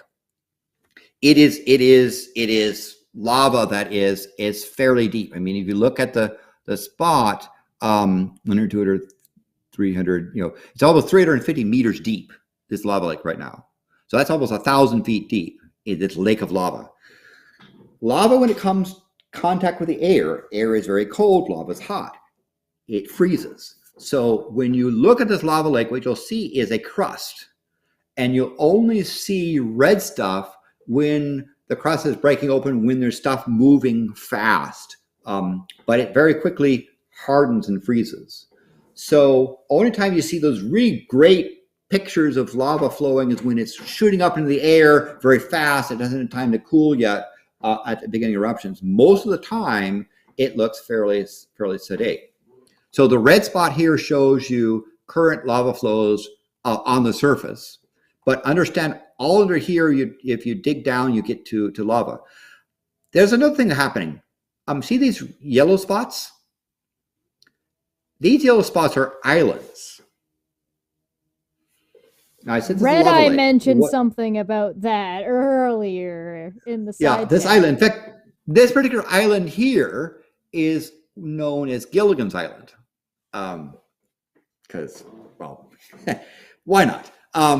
And this is again, if you look at the size of this stuff, this is an island that is over about 120 meters across, right? By about 50 meters. So that's what, that's 400 feet by about 120 feet, somewhere on there. This is an island of rock floating in a lake of lava. In fact, these are several islands. There are other pieces there, and it's rather unusual stuff. It kind of, as the currents move around, it kind of moves around there. It's because this lake is getting harder and harder to keep liquid, right? The flow is here. It's hard to keep this thing really warm. it's now the lake is kind of becoming more like pudding, and so the raft this raft is not really moving that much. For those of you who do D&D stuff, this is a map for your D&D encounter that you should consider using, and throw some red slots in there, maybe throw some like fire elementals in there, and the moving island is actually a fire version of a dragon turtle, you know, good shit. Yeah. So this is the spot. And what we think what happened is that this island was probably a chunk of stuff on the slope that slid from here, slid down into the pit as the lake was filling, and it acted like a raft where rock is a really good insulator. So you had some chunk on the side that slid down into the lava, and the contact of the cold rock and lava hardened it and freezed it, resulting you get this rock raft, right, with kind of this rock pumice stuff on the top, and people thought, oh, this thing's going to sink, it's going to melt. No, it's been sticking around there. It's been there. It formed soon after the 2019 eruption started, and it's been there ever since. And what's the scale? Cool. What's the scale of this map, like that we're looking at right now? So you see down here, this is 100 meters. So this thing is about 100 meters across by maybe 200 meters wide, 250 meters so long, it's massive. It's massive. Yeah. I mean, this is over a kilometer wide here, right? Remember, you look at this scale here. The lava lake is over a kilometer wide at this spot, and over, what is it in terms of the depth right now is 335 meters. That's 1,099 feet deep. This lava lake. So it's the world's largest lava lake, and one of the things that happens is sometimes people look at this telemetry stuff and they say, oh, it's kind of quiet, and they say, oh, Madam Page, she's going to sleep, her dance ending, and she turns around and does another jig and she's like, continues her dance. I'm still here. I'm still dancing. Over that 35-year period, there's a number of people that predicted, oh, this is the end of the eruption, and like, nope. So the end is nigh. I don't print it. So let's move on. Let's look at some pictures of actual stuff. Another thing as well, I want to talk about this page here. Again, these links will be in the description below. Talks about the current. This is the page where you talk about the current stuff happening, and it says, yes, the current lake right now it's risen 106 meters since the eruption began in December 29th, 2021. So since the end of September, it's risen 100 meters. The lake has gone up over 348 feet. It contains the amount of lava that's come out since the September 29th is 77 million cubic meters, or 20 billion gallons of lava that's come out since the end of September. So it's, and you look here, one of the things, so you'll see that I'll talk about there's lava there. Here's the current height of the lava lake. And just because there isn't lava right now, maybe something stops. That's because the plumbing could be clogged, and it's ready to burst out again. Yeah. The thing to look at is, go ahead. So it's like a calm before the storm. It's like, yes, if it ain't happening, it's kind of energy accumulating. So it's accumulating somewhere. We just want to figure out where it comes out in the end. Is it coming out from the main vent, or is it going to end up like that happened at the edge of the island where everything just like drained out and Now there's kind of a punished the party goers? Question Sure. related to that in the chat. It says, are there definitive signs when a volcano is dead, or is it usually too ambiguous? Well, the dead volcanoes are what they call extinct, are where it no longer has a magma chamber. Dormant is where it has a magma chamber, but that magma chamber is cooling. Active is where there's energy coming into the magma chamber and is expanding. So if it's a blob of magma down there that is a process of cooling down and shrinking, it's considered to be dormant. And when it hardens over, it's considered to be extinct. When it's expanding and there's energy coming up, remember that hotspot keeps feeding Kilauea, it's considered to be active. So even though like Mauna Loa is not erupting right now. It's active, and its magmatic chamber is actually quite active and expanding, and it's got all kinds of earthquakes and so forth. So you look at earthquakes, you look at tilt. The other thing you look at in an active eruption is how much gas is coming out. So on this page, which is updated usually daily, unless there's a big event, and it has multiple updates, they'll talk about how much sulfur dioxide is coming out. And so right now it said on May 22nd, 2,300 tons of sulfur dioxide came out that day. And that gives you the idea about how much gas. Now, why is that important? Well, magma, well, you say lava below ground, or lava, which is with liquid rock on top. Well, you think of liquid, we tend to think about water. But magma is liquid rock, lava is liquid rock, and rocks are heavy. And a chunk of, it doesn't matter that it's liquid, a chunk of lava is as heavy as a boulder that size. It's really, really, really, really heavy. It's equivalent. It's dense. It's dense. So yeah. And even if you it's not water. Foamy stuff on the top with a bunch of air mixed in, it still is rock. And rock wants to, under gravity will, sink. So why does magma come to the surface and why does lava come out on the top? It is because of dissolved gases. Inside the liquid magma are a number of gases that are under so much pressure as a liquid. And so one of the gases is out there is sulfur dioxide. There are also water is another constituent of it. Other gases can be, chlorine compounds and fluorine compounds. There's all kinds of various gases under there. And one of the things you do when you go to an event to study it is you sample what's the gases coming out, because that tells you what's boiling. What happens is that let's take sulfur dioxide. Sulfur dioxide under pressure will turn into a liquid. So somewhere down in the magma column, as you get higher and higher pressure, the gas goes from sulfur dioxide goes from a gas to a liquid. At that spot, that's where you said that sulfur dioxide is boiling. And when it boils, it's like fizzing. It's like a can of soda where the fizz lost up the cola comes out the top of the bottle of the can. This is what happens. This is effectively an eruption. And that changes with temperature, right? Like if you put a soda can inside a freezer, it's going to explode eventually once it gets cold enough. And so vice versa. It's where the gas boils, because as you go to the surface from down below, the pressure drops. The pressure is at air pressure at the surface. Right. Down deeper, because you got all this stuff crushing it, the pressure is higher. So who remembers that formula in chemistry? Because the gas at the top becomes liquid down below. And so when you sample gases coming out of a vent, what you're seeing is which gases are coming out to know where it's boiling. Because that boiling is what gives you the magma's loft to the point where it reaches the surface and becomes lava. So is it that Galen-Six's law? Is that what it's called? The pressure temperature law? Yeah.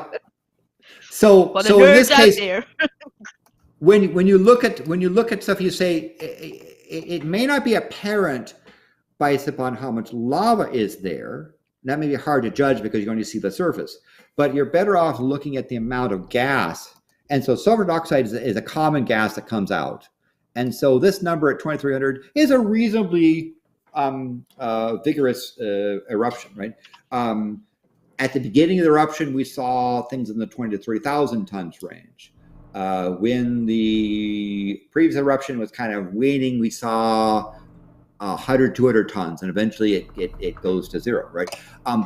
When this eruption ends, some point in the future, part of the ending will be that we no longer have lots of gas coming out of the cracks, right? It'll be the lava will have long since disappeared from the surface, hardened, but the gas will go down. So when you look at this page, look at how much gas is coming out, because that tells you about how vigorous it is. Here's another graph. This is called tilt meters. This is a measurement of They basically have a bars there that measure the change in level. The mountain breathes. It expands and contracts just like it has a breathing cycle. And I'm going to move this up to the middle here. This particular graph, you see the sort of shape of stuff. This is called a deflation-inflation event, where the line goes here and starts to drop down, levels out, and then it inverts and it jumps up and levels out. So this is the deflation. This is inflation. And you see over here's a longer period of time. Here you see these DI events going on. And what a deflation-inflation event is it represents a turnover of the magma chamber below. Why does it inflate? Why does it deflate? Well, again, using that soda can analogy, if you've shaken up a soda can, you pop the top off, you get all this foam coming out. The soda on the top becomes flat and stale. It no longer has that carbon dioxide gas in it. When the can was sealed, it was under pressure. That gas was liquid. When you open the can up, it fizzes, right? The liquid boils, it comes out, and the top of that can, that soda material becomes what we call stale. It loses its zest. Same thing with the magma. The magma, when it's near the surface to the point where the pressure drops and the material goes from liquid to gas, it boils, and you get the foam coming out, lava comes out on top. Well, now what happens is that magma that's sitting on the top loses its fizz, and it does what gravity does, it sinks. And so that magma begins to sink down into what? Deeper magma under higher pressure. And what will happen is that it'll turn over. It'll literally will roll over, and the fresher magma on the top will come to the surface. What will happen? That magma will rise, the pressure will drop, it'll boil, and it will reinvigorate. So what you see for this deflation is the stale magma losing the fizz, and this is the new magma comes up and refizzes. Is it like when for example, if you're dropping a corkscrew in a glass of water, isn't it? A cork, you can say, dropping in a glass of water. It goes down to the bottom and then gets rotated around, and there's displacement of liquid because of that, isn't it? So that's what's happening. That magma at the top solidifies, goes down, displaces liquid, and then that whole cycle is going there, isn't it? And it doesn't quite solidify, doesn't solidify as much as it loses its foam. It doesn't have that loft. Got it. Anything that's making it lighter, that was making it come up, has gone, right? So that gas has escaped out the vent. Fizz that was making gas. it lighter has gone. So whatever's left, the heavy liquid, it's gonna sink because of that, because it's not that light anymore. So that's the D. This is the deflation of the material sinking, and it's sinking. What happens is it sinks, but the other material below then it displaces other material, and that deeper material under higher pressure comes up to the surface, reaches the boiling point, and then all of a sudden it starts refizzing. And so that's where you get the inflation. And so this prior to here over a day represents the magma chamber turning over, rolling over. And you see over this period of the past month, it's done it multiple times. The speed it rolls over tells you about the energy coming up. Because if there's nothing coming from the mantle and the upwelling would stop, then the magma chamber wouldn't roll over. It would fizz, it would stop, it would, and again, fizzing means there's no more lava coming to the surface. There's very little gas coming out and kind of hardens and stops and everything, and the eruption stops. But as long as you see these deflation and inflation events, and sometimes they're big, sometimes they're small, that means there's energy coming from much deeper in the earth, coming up into the magma chamber, and rolling over, and that rolling over, the new fizz causes new gas to come out, and of course, nice lava. So it's kind of like, it's good that we are getting these inflations and deflations, right? It's like, this is a healthy release of energy from a volcano. It's like when it stops, these inflations and deflations stop over a long period of time, and you're just wondering what is happening, and that's what you did. You were like, okay, this thing stopped, I don't trust this, I'm out of here, because that energy will come out somewhere. Yes, because even up somewhere. even though the top hardened and there's no longer gas coming out and no longer lava coming out, we knew that there's still material coming up from the mantle. And the question is, well, now pressure builds up and it breaks open. Is it going to break open very violently? Is it going to have a crack with a slow release? Or is it going to go pop like a balloon, right? That's the thing you don't want to do. Minnie makes a good point and says, like, literally the lava lamps behind you, the rotation of, like, as it cools down, it comes back down. And There you go. Exactly. That's exactly what's happening here for those little things of it turning. It's a chaotic system, so that's when you want to look at so we help teach Hawaiians how to look at these tilt meters. Now, one unit here, it represents 1 microradian. That is think of a 1 kilometer bar being lifted 1 millimeter. For those that are measuring a challenge, think of like a bar maybe 2/3 of a mile long being lifted up by the thickness of 1 dime. This is a very tiny tilt, but enough to measure. And this is one of the key measurements there. There's another graph here. Before we do that, real quick, just to give Landon a heads up, we are at the hour and 40-minute mark. So just so you know where we're at. Yeah, we're going to get to the end of this telemetry because I want to teach people about how to read the signs, and then we'll. Oh yeah, I don't mean to interrupt. I just wanted to let you know, just so you weren't caught off guard or anything. And then we have this, we call volcano core. We want to see lava. We want to see, the red glowy stuff and what's happening currently. So, so we have the tilt meter, and the tilt meter near Howley Mountain Summit is going to talk about the mountain breathing. This, on the other hand, is a GPS unit measuring a distance across the caldera. Remember that we had that the tilt meters are somewhere around here and over here measuring the mountain expanding and contracting. But the GPS meters measure a distance from about here over to here.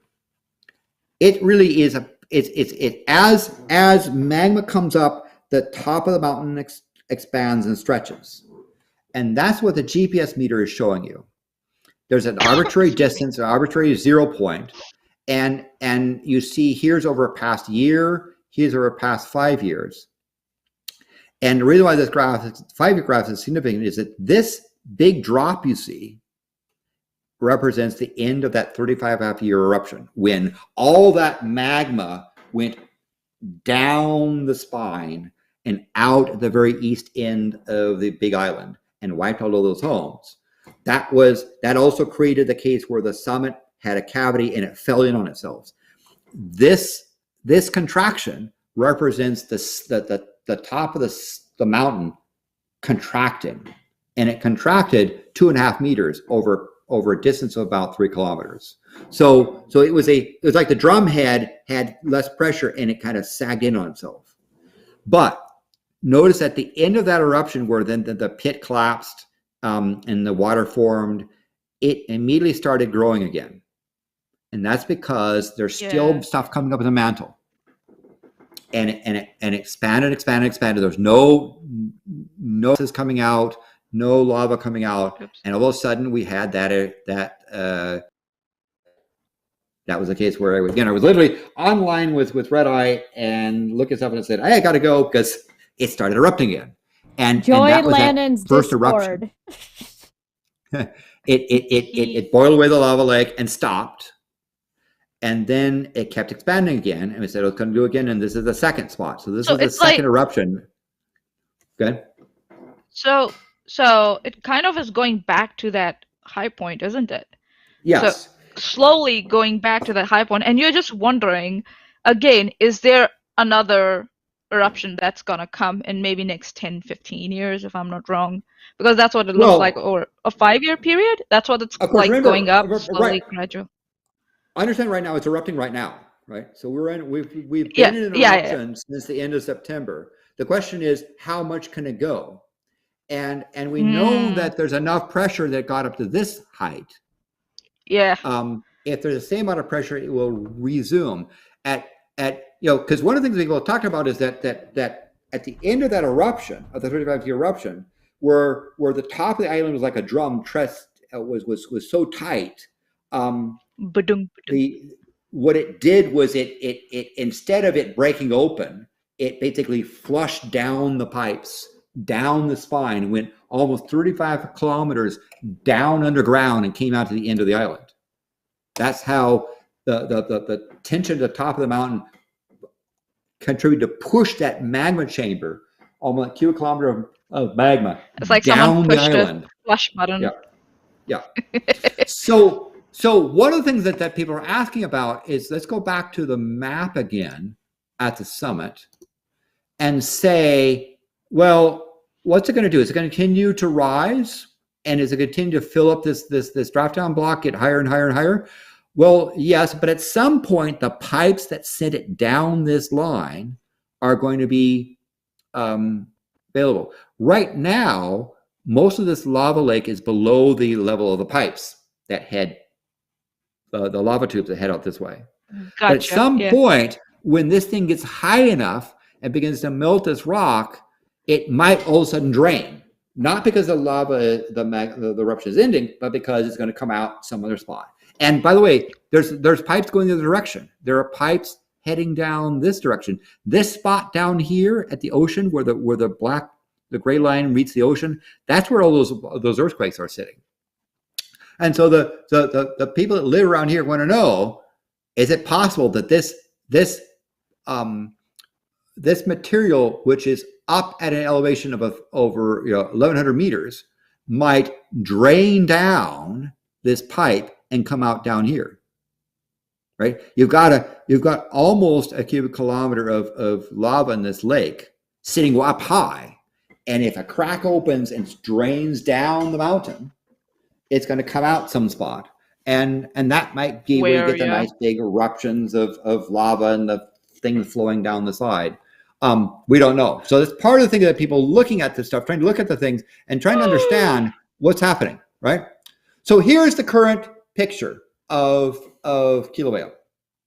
This is the current Halemaumau Mount. There's a live picture, and again, links in the description will be in the description showing you this live camera. It updates about every 10 minutes or so. So that's an update there. You got a nice vent here. Remember, this is the lava lake. This is lava. Remember, lava is Don't step warm. into this lake. This is not for having a bath. No. It's warm compared to the air. So when lava reaches the air, it tends to freeze and harden. So you see the crust of stuff there. But we have some technical things. When you look at the thermal area, this is the thermal image. So this is the same, a little bit larger scale. You can see there's the edge of the lava lake, and we see there's an active portion. Remember when we looked at the map, we saw this red spot. That's what's going on here. This is the current hole where it's on the surface, and you can see from the temperatures, we're looking at temperatures that are around approaching 600 degrees Celsius, right? Of material. That's to hot. the stuff over here, but the stuff over here, this blue, is like 100 to 150. This is water would boil sitting on this part of the surface. Right. So even though it's not as glowy as this stuff, it is hot, right? So sometimes during the day, what you see is this, right? If you come during the daytime, you'll end up with a view that's going to look sort of like this. The thing that's if you look at the stuff at night, and let me go and pick up an image here. Last night I grabbed some pictures of what it looked like. Exclusive, guys. And do I have that? It's exclusive showing of public information. Is it loaded on has here? Been brought to you by I'm looking here one moment. I'm looking at the spot here. As are questions, by the way, while I'm looking for the... Yeah, I got plenty of questions. One of them is, what's the inflation and deflation cycle on Pele at the moment and the current depth of the lake? So current inflation deflation cycles tend to last around around a day or so. When we look at stuff, if we go back to deformation here, yeah, these things tend to be sometimes to be a day, sometimes to be a half day. And you look in over the month, we've had 1, 2, 3, 4, 5, 6. Here it's hard to tell whether it's deflation, inflation cycles. Sometimes there's noise, but you can get right now every couple of days we have a DI cycle that lasts for about a day. Current depth of the lava lake, and you can see that on the map, is going to be. Let me go back to here, there, maps. They have all kinds of. By the way, there's a nice thermal map here showing you what it looks like from satellite image and thermal stuff. Oh, so wow. There's Cool. there's that current lava blob with the current hole and the glowy bits. They have lots of maps, but the current map here, crater showing filling. The current depth of the lake is 335 meters, which is 1,099 feet. As of May 22nd. So a couple of days old. It gets, it's going up, and again, sometimes it drains back, sometimes it goes up. It kind of goes back and forth. But the general trend you see from when the eruption started in at the end of last September, the lava lake was at 229 meters. So it is gone up over 100 meters in height. Wow. Yeah. Over a kilometer side, and that represents the amount, the volume of the lake. Lava right tide now. goes in, lava tide goes out. You can't explain that. Sure. It currently is, the lava volume currently is of the lake is 20.3 billion gallons. Oh my Or god. 76.8 million cubic meters. Now that is a mega pint. that's a few megapints. So that maps will give you sort of statistics of that sort of thing. But that's a good question. So when you look at this stuff, you're looking at something that's over a kilometer wide, over 1,000 feet. That looks like a boss battle meters area. deep. That looks like I'm fighting a lava snake or a big roly-poly boy in my video game. Yes. Yes. And so Dark Souls boss just rises out of the ground. And so I'm looking at so for example, let's see, I'm trying to get it to my set. Unfortunately, it's on the other thing. Can you briefly look switch to non-camera mode? I mean, non-display mode. I'll show you a couple of pictures. I got you. Oh wow, they'll look great. So here's a photo. Again, this is from the same site last night. There's of the lava, and so when you go there at night, you'll see stuff like this. Wow. You'll see, and this is the crack of the lava moving. Right. Notice these sets here that. And I'm sorry. Is that okay? Oh yeah. Right. Yeah. These spots here are where it's crusted over, but you'll see the flow coming this way and the cracks, and you'll watch it, going in real time. When that was a thermal image there. That's what it looks like visually. The visual camera. The visual camera right now at night tends to be overexposed because it's so bright. This is like this looks like a gateway to hell or something. Landon, could you, of the first one you showed, do you mind sending me a Discord image of that? And I will put it in the description for people to go and look at from a large point. And you can set it as your desktop background if you wanted. Yeah. So let me start to sending those images forward to the set here. Anyway, back to the spot here. So we go back to the desk steering. Oh, yep. And I'm going to do I have to turn on the airdrop. Okay, so now I'm going to send to the computer these images. So, but I say, the reason why this camera at night just shows blinding glow because it's so bright.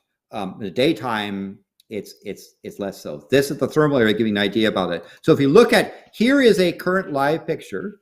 Let's do well, that was of a couple of months ago. These things all update about every 10 minutes or so. Gotta remember, okay, there's a change, right? And you see it's kind of coming out here, this spot. This is that general shape of thing. When we came back to the thermal, right? This is looking the other direction. We see that material going forward. So this is the current material that just came to the surface and hasn't yet hardened. This stuff here is lava, but it's now got a big crust on it. So that's why when you look at this at night, this time up here shows you the Hawaiian time. So that's what the camera is geared towards. So are going to show up, see it at night. So daytime and nighttime images will give you different aspects of it. Here's another case. Here's a larger scale image of seeing the pit. So from the edge, giving you a sort of bigger vantage point. Here you see, here's Gilligan's Island. Look at that.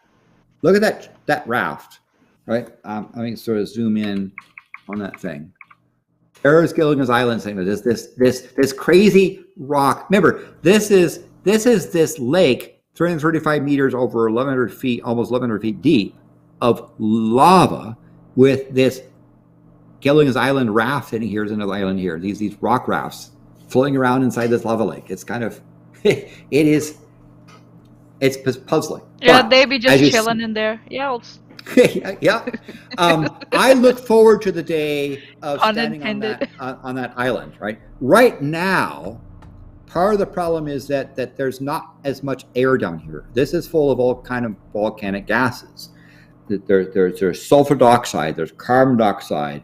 Also from the ocean, the chlorine and fluorine compounds from the ocean, water gets put into here. Those gases gets broken up by the high heat, and the result is you have fluorine and chlorine gases down here. So when we watch some poor bird coming down and getting curious, it flies down there and goes. It's like So it is not safe to go down here unless you have special breathing apparatus. There are cameras all around here. We've now established. Because Pele is not. I'm going to ask a question, Landon. You wear a full face respirator? Oh yes. You wear a full face. Yeah. So it's fitted for you, is it? And that's why you're always clean shaven. Oh, yes. He's always got to be ready to get up and fly to a volcano. Gets up every morning. That's one of the requirements. If you want to have a full face respirator, you gotta be clean shaven. Yeah. You can't because if you have like facial hair, it won't fit you. And then there's this there can be an opening where the gases can get in, and that's not good. Nah. Yeah. But is it you wear it with a full bodysuit, isn't it? When you approach that area, isn't it? Or yes, you have it's a mask. It's shield. You need to shield your eyes, and then if you're near a spot where you're actually dealing with lava, you also need to have a heat suit in case stuff splashes on you and you try to not die. So it's kind of can you see all in one piece, is it? Yeah. So I'll send you this image, but can you see this image now on the screen share? Yep. Yeah. So those are this is the stuff I saw at night. So you can see at night it's a different view than the daytime. But yes, for the set. So I do actually have here. Before I go to the spot, I want to point out there is a web page of cameras. We now have lots and lots of cameras. You can click on. So you look on this stuff and you look and say, what is this thing? What is the thing here? And it'll say this is at Mauna Loa. This is up near the air monitor. So the top of Mauna Loa, and you see Mauna Kea off in the distance. You see camera stuff. Very cool. Live camera stuff. You can look at things over towards the North Rift Zone, the observation tower. This is where you can go and look down into the pit. And sometimes it's rainy. Sometimes it's sunny there. You can look down here. It talks about so it talks about the spot, And then you can click on visit web camera down here and see a live picture and temperatures. I'll and make sure that link gets put into the description for anybody who wants to check that out.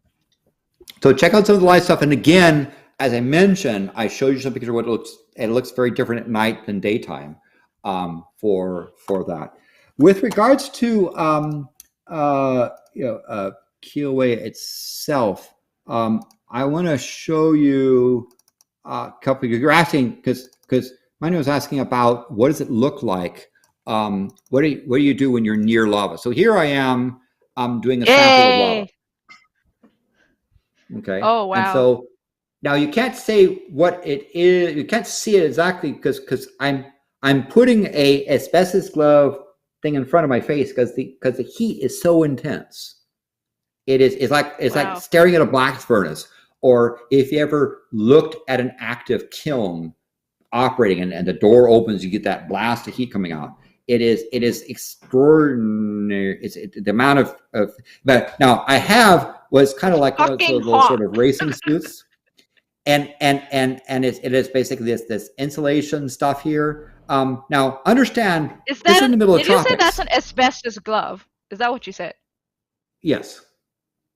Asbestos, okay, but like welding type glove things that the material, because that is the really good fibers. It's sealed into a unit, right? So you're not getting asbestos fibers, but asbestos is one of the really good insulators, and even though quote you can't get them anymore, people who work with very hot stuff say you can't beat this thing. So what it is it's material that's sealed in. It's hermetically sealed inside. They give you that insulation layer. So it's like it's not getting disturbed. So it's you have a suit that's sort of like car racers use with overalls on the top of it. But understand is that this is in the middle of the tropics. The humidity is very high. It is very warm, and the last thing you want to do is put on a suit and suit up fully. You are drenching in sweat inside this thing, and then you approach this really hot stuff called lava. This was the CURT 2013, by the way, and also talk about the nature of lava. So this is liquid rock, and what we use is like a tire iron. You go and you grab you all your might. You basically bury it into the lava. You pull it out. You don't dribble on your shoes, and you turn around. And you put it in a bucket. Where everything about this makes me think of like honey. Like you're just going into the comb and just being like. And so it freezes here, and that's when you take the material back to the lab and analyze it, because it will shock freeze off of the iron, and because you don't want to leave the iron in too long because the iron will start melting. Right. But you want to get the lava over to here, where it then gets cataloged and cooled. It takes out back to the lab where they analyze it that day, and the next day they throw it back. And so if you're a volunteer, you get a backpack full of rock where you go back and you throw it back into the spot, because there are Hawaiians that don't want you to be stealing Pele's children, because she gets mad, and if she gets mad, their village gets wiped out, and they get. It's no bueno. So do you use a special chemical to shock freeze it? Time out. I'm switching us over because we are at the 2-hour mark. I'm switching us.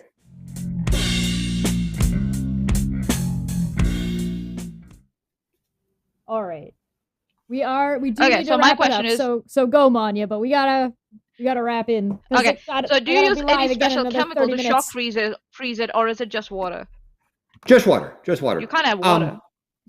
Yeah. Oh, really? Could I quickly go through just a couple of last minute images to show you some of my best spots? Here's down in the lava lake where I had a little bathtub ring. Here's some splatter stuff I took from got near there. Here's one of the vents, pool vents on the side, throwing stuff up on the top. Wow. This was a fissure. Remember when one of the fissures broke open and lava? Again, these are giant rocks, even though liquid, fling up the tops of the trees and going back down. So what you don't get is a sound. Imagine this giant throwing giant boulders up into the air and crashing down. the bang, bang, bang, bang, bang. Lots of good wiggly stuff. This is the other side where you see it's because it's so wet. These trees aren't catching on fire immediately, but eventually they succumb to the heat and wither away. Wow. And there's another Holy events. guacamole. That's one of the love-like events there. So that's a couple of stuff.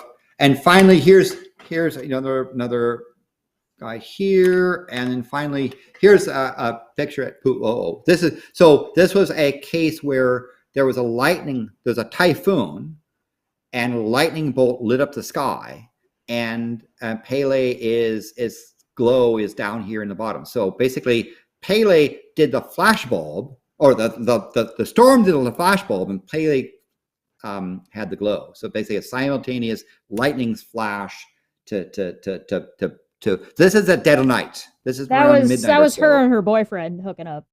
Yeah, and so they had a good time. So again, you can come here to the edge at Volcano National Park and look over and watch.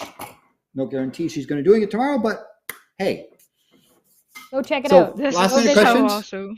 Last minute questions are, if you had any, put them in the comment section. Somebody asked, I think Bent Hovind asked if it's true that copper is not found in magma and lava. It is not often found in these cases. You can find it, but it's tends to be in trace amounts. There are places where copper is, and it kind of depends upon the material. A lot of the continental material has copper in it, and so volcanoes like Mount Rainier or Mount St. Helens are mostly continental material being reheated, and so you can get copper there. Whereas in the places like in the ocean along those tectonic plates, they tend to be less copper. Yep, there you go.